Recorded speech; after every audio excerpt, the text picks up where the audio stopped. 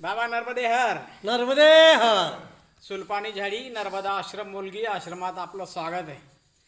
धन्यवाद. धन्यवाद. बाबाजी आपलं नाव सांगा बरं, आपण कुठून आहात? मी जळगावहून आलेलो आहे. माझी आळंदीचं शिक्षण आहे. हरिभक्त पारायण माऊली विक्रम महाराज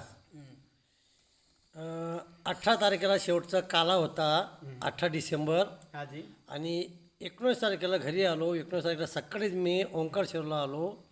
ओंकारेश्वरला आल्यानंतर अनिल दास महाराज यांच्याकडे गेलो संकल्पासाठी.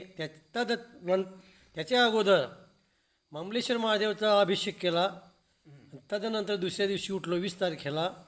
घाटावरती गेलो, घाटावरती आंघोळ केली आणि सकाळी 4-4:30 वाजताच ओंकारेश्वरांना अभिषेक केलं आणि त्रिवेणी संगमावरती गेलो. आणि त्रिवेणी संगमावर तर दर्शन घेतल्यानंतर पुढे मार्गस्थ झालो. कारण संकल्प करण्याच्या अगोदर मानभाता परिक्रमा ही करावी लागते. त्याच्यासाठी मी परिक्रमासाठी सकाळी 4:30-5 वाजता निघालो आणि मुक्तेश्वर महादेव मंदिरात गेल्यानंतर जलाभिषेक केला आणि पुढे राजराजेश्वरी मंदिराच्या समोरून गेलो. शिवजीचं दर्शन घेतलं आणि पुढे चालत जगद्गुरू शंकराचार्य यांच्या मूर्तीजवळ गेलो. त्यांना शरणपात केला आणि तसंच पुढे निघून मा नर्मदा मैयाचा संगम जो दिसतो डोंगरावरून ओम आकाराचा, त्याचं दर्शन घेतलं आणि दर्शन घेतल्यानंतर पुढे मार्गस्थ झालो आणि चालत मी ओंकारेश्वर मंदिराजवळ आलो आणि माझी मानभाता परिक्रमा पूर्ण झाली. मानभाता परिक्रमा पूर्ण झाल्यानंतर घाटावरती गेल्यानंतर अनिलदासजी यांना भेटलो. मग मुंडन केलं. मुंडन केल्यानंतर संकल्पाला बसलो. 1.5 तासामध्ये माझा संकल्प झाला.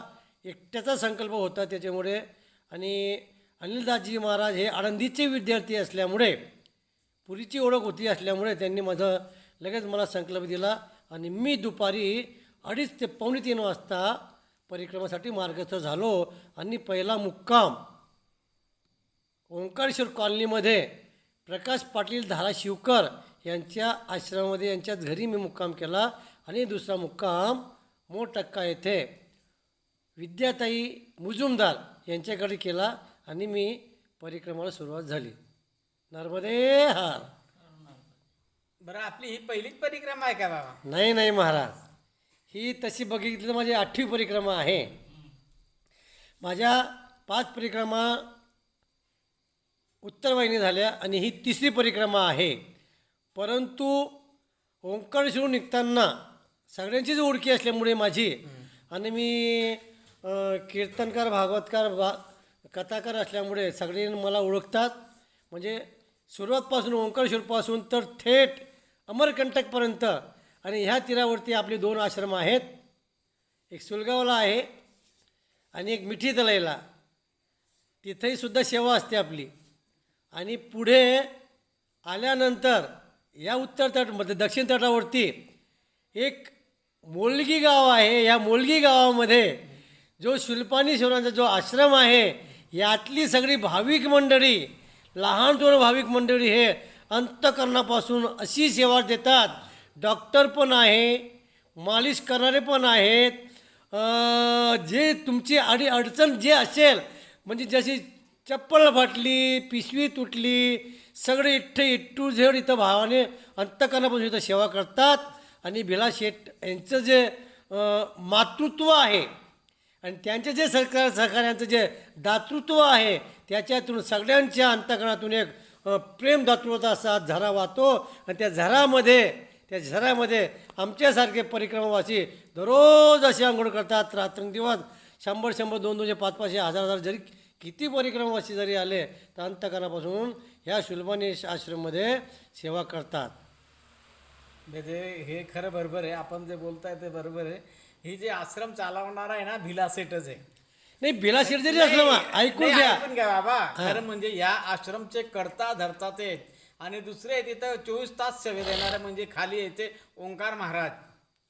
या 2-3 व्यक्तींमुळे आश्रम चालतंय.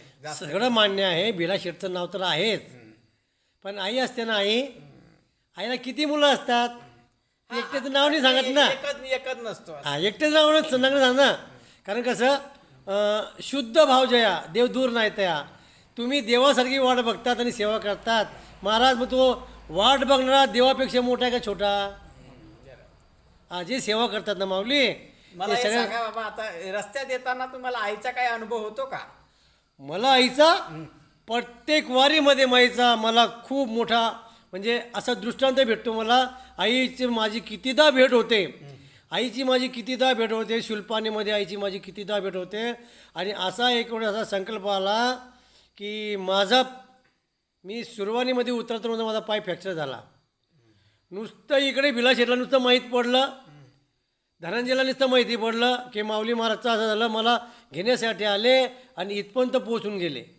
आणि ह्या आश्रममध्ये आल्यानंतर, शुल्पानी आश्रममध्ये आल्यानंतर इतकी सेवा केली माझी की एक एक तासाला डॉक्टर भिलाशेठ सहकारी एक एक तासाला विचारपूस करायचे मला.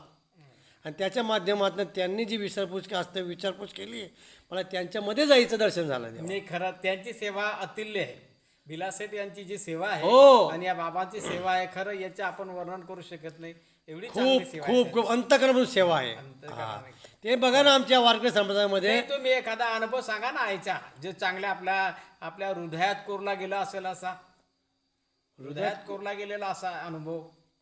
हृदयात कोरला गेलेला अनुभव असा माझा माऊली की मी शुल्पानी झाडेमध्ये मी एकटाच परिक्रमा करतो. सहकारी असतात भरपूर मागे पुढे, पण मी एकटाच परिक्रमा करतो. पण त्या एकट्याच परिक्रमामध्ये मी कीर्तनकार असल्यामुळे मी सगळे अभंगच म्हणत असतो. पण त्याच्यामध्ये माझी एक लय आहे. नर्मदे हरमा नर्मदे हरमा नर्मदे हरमा नर्मदे नर्मदे हरमा नर्मदे हरमा नर्मदे हरमा नर्मदे. मी असं गायन करत असताना मी असं तल्लीन होतो. आणि त्या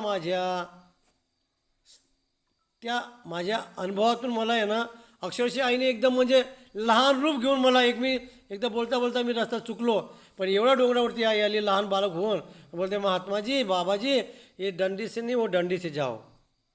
मी ते बोलत गेलो, 2-4 मिनटं बोलत गेलो. मी त्या आईच्या हातामध्ये, त्या कन्याच्या हातामध्ये मी 10 रुपयाची नोट दिली. आणि आम्ही ते गोड्यात वाटत असतो. बस एक 10 मिनटं मी बोलत गेलो आणि 10 मिनटांनी पुढे गेलो, मागे बघतो तर आई दिसेनाशी झाली. आई तिथून लुप्त झाली आणि कुठेच कोणी नाही. तिथं मला आई मी अक्षरशः रडत बसलो मी एक वेळेस. एवढा याचा मला अनुभव आहे. आणि मी कधीही कुठल्याही तीरावरती गेलो मी तर आईमध्ये कधी पाय मी लावणार नाही. मी तीरावरतीच बसून 5 किंवा 7 कमंडलू अंगावर टाकतो आणि आईचं आराधना करतो की तू आई पापमोचिनी आहेस, तू मोक्षदायिनी आहेस, तू दुःखहरणी आहेस. पण आई तुझा सदा जय हो, सदा विजय हो. आणि तू सगळ्यांना आनंद देते आई. त्याच्यामुळे कोटी नमन आहे तुला. सदा जय हो मैया तुम्हारी. हा माझा अनुभव आहे देवा.